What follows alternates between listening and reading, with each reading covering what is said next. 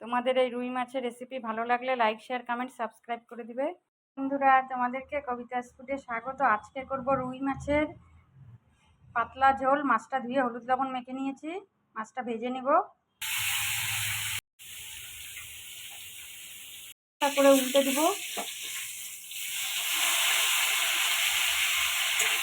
ভাজাগুলো ভাজা হয়ে গেছে, নামিয়ে নেব।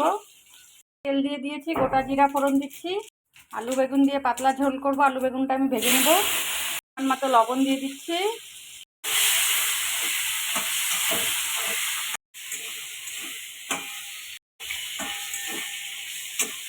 মশলাটা দিয়ে দিব, একটা টমেটো, একটু আদা বাটা, একটা কাঁচা লঙ্কা, সব পেস্টের গুঁড়ো,